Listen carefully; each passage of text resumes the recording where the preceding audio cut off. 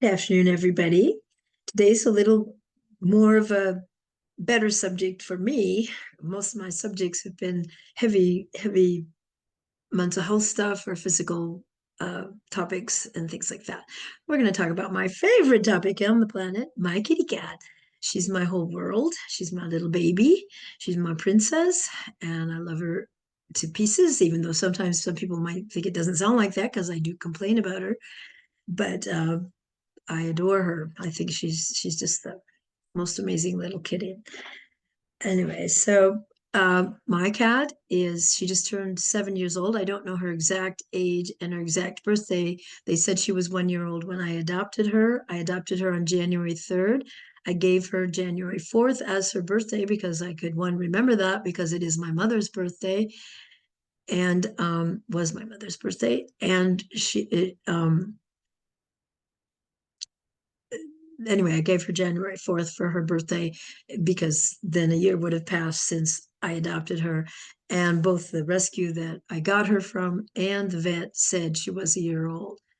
I'm not 100% sure because I swear she was shorter and had a smaller head when I adopted her, and she got bigger. So I don't think she was fully grown when I adopted her, but she was about a year old. And I've had her for 6 years because January 3rd just passed um, a bit ago, and she is now 7 years old. She's a white cat she's a short hair. She's the first short hair I've had, I believe, other than my childhood cat. Um, I tend to prefer long hairs, but I'm not very good or consistent with caring well for a long haired cat. So it is better for me to have a short haired cat. But uh, anyway, she's white. She has a little X of it looks grayish black. It's probably black, but it looks more gray, like a gray X on her at the top of her head, and then at the tip of her tail, she has like a fourth an inch of gray on the tip of her tail, fourth to half an inch. Otherwise, she's all white. And the interesting thing to me, or what I always find amusing, is when I went looking for a cat after my previous cat, Tebow, passed away from cancer, I was looking for a male. I preferred males. I wanted a male ginger cat with long hair. So a long-haired ginger cat that was male that was age 4 to 6 years old, or no, 4 to 9 years old, because when Tebow died, he was 9 years old. And I need to outlive my cat. So I was worried about how long I would live if I didn't want a kitten because I didn't want to go through dealing with a kitten and uh, the, that experience. So I was looking for a cat age 4 to 9 um, that was ginger with long hair. And I came home with a 1 year old female short hair who was white. so, so nothing I was looking for. But what happened was I was at the shelter to look at a black cat with medium length hair because the love of my life cat, Taz, was a black haired Persian. And I love long haired cats and I love black cats. I love all cats. I want one of every color. But I was there to look at a medium haired black cat that my sister had found online. And that cat was not interested in me. He wasn't interested in anything. There was just no spark there whatsoever. And there was a white cat in the room. He was 10 years old. His name was Mr. Jones. He was so friendly. He was the sweetest little cat. And he had a black ringed tail. His whole tail was ringed with black rings. And so my sister and I interacted with that cat for a while before we moved. This shelter had different rooms, and we moved to a small room that, for some reason, the shelter worker thought I wanted specifically a black cat, which I was actually looking for a ginger and couldn't find a male ginger with long hair at that time. And so I was considering this black cat that my sister had found. So she thought I wanted a black cat. So she was showing me a short haired black cat in another room. I didn't want a short haired cat. And so I said no. And then we went to a third room and she showed me another short-haired black cat. Uh, and this room had several cats running around in it, whereas the first room had been a tiny room with just sleeping cats. Anyway, so she's showing me this cat, and she says, "Here, try the teaser." She gave me a teaser to try to entice him because this cat was only interested in beating up another black cat. He wasn't interested in me either. And so I was trying to get his attention with the teaser, and this little white cat came and played with the teaser and was very friendly. And then she went and laid in a bed, and Gail was petting her. And I said, "Is she soft?" Because I had the opinion a lot of short-haired cats had rough hair, and I wanted a soft kitty. And she goes, "Yes, she's got soft hair." And I go, "What color eyes does she have?" Because at the time I thought I didn't like green eyes. And she said, "Green eyes." And I went, "Bleh." And so, but the black cat the woman was showing me was about, I believe, 6 years old. And so he was a black cat. So less black cats don't get adopted as much. And he was older and they don't get adopted as much. And so I felt sorry for him. And so I signed up to adopt this cat, even though we didn't have any kind of connection. He had no interest in me, but I felt sorry for him. So I signed up to adopt this cat. And then when I got home, I thought, I adopted my last cat because as a sympathy, a sight unseen sympathy uh, adoption worked out perfectly. We were it was, he was an amazing cat. We bonded amazing. It was, worked out perfectly. Wasn't negative, but I thought, well, why don't you just get a cat because they always say the cat chooses you. And I'm like, that cat was in your face. That cat made herself known. I couldn't forget this little white cat and stuff. And she was so friendly. I was like, maybe I'm supposed to get, maybe that cat's choosing me. I should go with that instead of this black cat. And so I called the shelter and I asked, can I get this white cat instead of that black cat? And they said, well, coincidentally, the black cat is sick and at the vet, so you can't get him, couldn't get him anyway. And that'll be fine. So we went to pick up the cat. They had named her Lady Jane, and we went to pick her up. And it was so funny because we described the cat and they took us to the first room to the white cat in the first room. And we're like, wow, that sure looks like the cat, but it was not the cat in this room. And so they took us to the room that the Lady Jane was in, and they showed us and go, "You mean this cat?" And I go, "Well, that's not the right tail, but that's definitely the right cat because her name is Shongile now." She walked right up like, "Hi, I'm ready. Here you are. You're back for me." Yep. She was all, like I said, she chose me and stuff. And so that's how I ended up coming home with the cat I have, is because she chose me. She made herself known above the other cats in the room. She's like, she's a pick me girl and stuff. And she sold herself to me and I couldn't forget her. And she was um, adapted immediately. She did not hide for a second. She came in, looked around the place, like, yeah, this is my place, and stuff like that. She had zero adjustment coming here. She was meant to live here. We were meant to be together and stuff. She did get sick. She started sneezing like within an hour of coming here, and I got worried she was allergic. My place was really dusty. I was like, oh no, she's allergic to the dust or something, but she had a cold. And so she spent a lot of time laying on top of me the first day or two. So I thought she was really affectionate too. I thought this is perfect and stuff, but she was sick.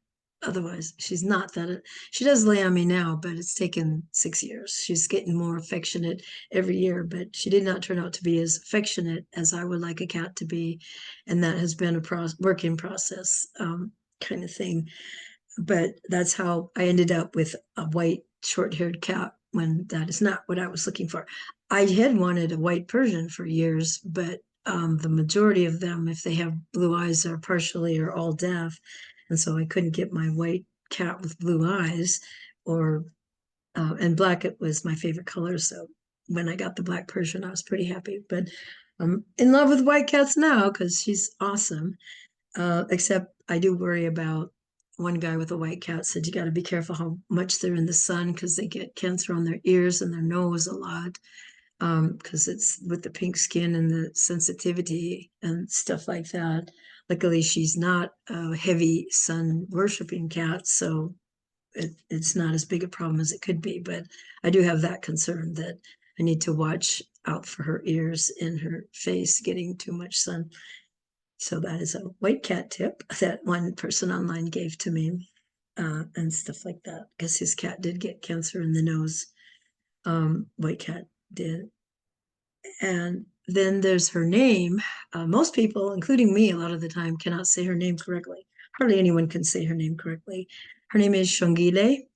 It's an African word from the Shonsinga, I can't say that correctly, Shonsinga tribe or Shonga tribe in South Africa, and it means beautiful.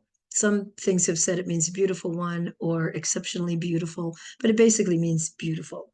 And people who have seen it in print really can't say her name because even though it sounds like SH, it's spelled with an X. So it does get confusing for people. And I was told when I first named her that, well, you got to give her a nickname because, that's not going to work. But I was stubborn. She's named after a leopard from South Africa. I've watched Safari Live. I used to watch it. I don't so much anymore, but I do pay attention to it. And it's a leopard that was named Shongile is where she's named after. Um, and her name fits her because she is as beautiful as they come. And she, interestingly, because my black Persian, I thought he was the most beautiful cat on the planet, and I told him so constantly. He loved being flattered, loved being told he was beautiful. She did not like it at first. She's had to get used to it. She's gotten so she likes it, but she's a bit of a diva, so maybe she always liked it, but she has to act like she doesn't like it. I'm not sure because she is the most stubborn cat on the planet. I mean, you can't boss cats and you can't control cats, but some cats you can teach not to do certain things or go certain places or certain aspects. You can, my two previous cats, I could tell them no, not to do something, and they would argue and not stop doing it. But I could tell them no, probably three times they'd quit after the third time. No, you have to go physically stop her. She will not stop doing what she's doing. And it doesn't matter. She could be chewing on electrical wires. She could be anything she's doing. She's not going to do what you tell her at all, no matter how many times you tell her. Even she knows full well, because she does know what no means. And she does argue with you, but she's not going to stop doing it. So she's very stubborn. And if we are in a dispute about, because she's able to jump anywhere, so she can get anywhere in the apartment. I can't keep her off of anything that she wants to get on. And so I've lost territory to her gradually because I start out, no, I don't want you up there. So she's gotten everywhere except only one time on the one shelf that, because she doesn't understand when I say there's nowhere for you to land, because if there's too many knickknacks or too many things, there's nowhere for her to land when she's jumping up on something, but that does not deter her. But she can get anywhere. And so I've lost ground that she's gained all this territory where she can go. I've just given up. But we do have a renewed territory battle on my dresser because my TV's on there. And I've seen too many videos of cats toppling the panel TVs. And I have a new TV. I don't want that TV. I don't want to sit there and watch her knock it over. And she did on the old TV. She did sit there and contemplate jumping up on it, even though it's only a inch wide. I'm like, there's nowhere to land. You jump up there, you're just going to go straight over the side and flip that TV over. And she's like, I'm going to jump up there. And I'm like, no, you're not. So that is our biggest fight is the dresser the TV's on. But she's also she's more stubborn than most cats, but she's also as smart as any cat or extremely smart.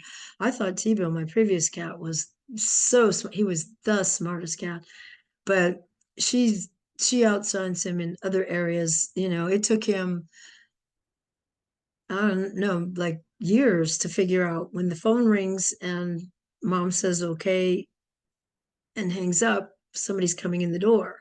It took him, he figured it out, but she knew that right away. So maybe she knew it from where she lived before. I don't know, but she doesn't take very long to figure out routines or things like that. She's very on top of things. She can figure stuff out, but she doesn't know how to open the closet doors, and T-Bone know how to do that. But I think it's because she has no interest in opening the closet door. She's like, if she wants that door open, she tells me to open it, or I tell her she has no business in the closet, But Tebow, a lot of cats don't like closed doors, and Tebow didn't like closed closet doors, so he opened them all the time. He was allowed in the closets. Shongile has pica, and she eats plastic and non-food items. So I have to keep all plastic as locked up at tight as possible. And the things that she'll eat, I have to make sure she can't get access. And the closet, the one closet is where all that stuff is kept. So I have to keep everything locked up from her. So if she did know how to open the closet door, I would have to figure out how to keep the door secured, that she couldn't get it open. So it's lucky for me she has no desire to open the door, because that's where all the plastic, the toilet paper wrappers and all kinds of plastic is in that closet. And it's been actually a very educational 6 years, because you don't know how much plastic you have until you got a pet that you can't let get a hold of it, kind of thing. So that's been a learning thing too, is, because I forget all the time. I'll bring home something, a bag, I'll leave the bag, and she has radar, or I'll be opening a package, and next thing you know, I'm fighting her for the tape on the package, things like that. So I do forget, but you have to be on your toes, to keep them safe and stuff like that. So, but she is extremely smart, and she can figure things out pretty fast, kind of stuff. As far as other things that I love, she's just, I don't know, she's adorable, she's smart, she does have what you call a cat, I call a cat sense of humor. She thinks things I do are stupid or funny, and laughs at me all the time. I might not appreciate it at the moment, but she does do that. We have a roommate situation where we do argue about things. She's very, well, I call her a diva. She's very bossy, she's, decides, I think we should go to bed. I'm like, it's 7 o'clock at night, I'm not going to bed. But again, a fight and an argument's not over till she wins. I concede a lot because her stamina is longer than mine. It's like, I'll go, why am I fighting this? I do want to go to bed, or I do want to at least lay down so she can lay down with me or something like that. But um, she's kind of the boss. She rules the roost, to a large degree. Like I said, she can hold out longer. She's more stubborn than I am, and I'm pretty stubborn. So I'm not sure how I got a cat who's more stubborn than me. But